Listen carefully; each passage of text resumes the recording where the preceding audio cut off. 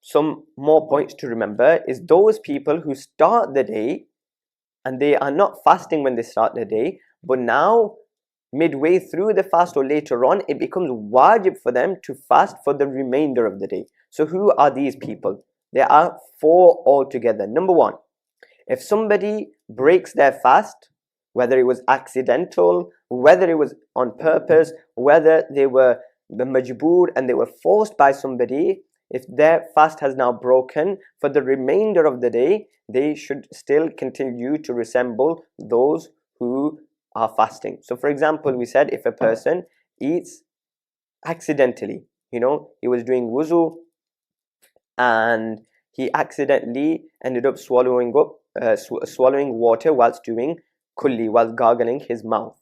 So now, just because his fast isn't broken, that doesn't mean he can now start eating. Rather, the remainder of the day, just because his fast is broken, he will still continue to stay in the state of fasting and he will still have to make that fast up later on. So that's the first person. Number two, a traveler arrives to his place of residence and was not fasting during his journey. So we will explain this later on as well. What's the ruling of fasting whilst traveling?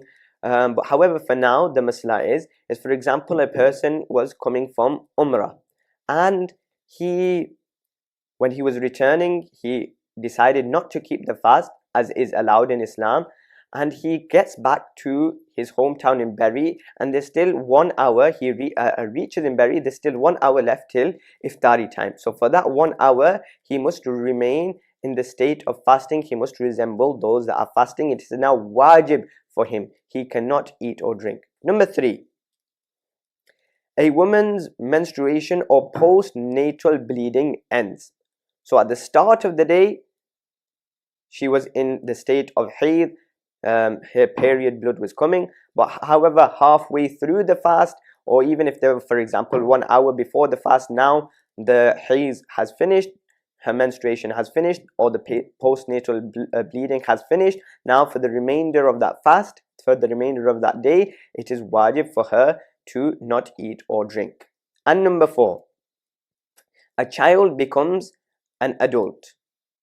So for example, the child starts the day where he is not baligh, and during the fast, halfway through the fast, he becomes baligh, he has a wet dream. So now for the remainder of that day, that child must refrain from eating and drinking. So they are the four people who start the day not fasting, but is wajib to fast the remainder of the day.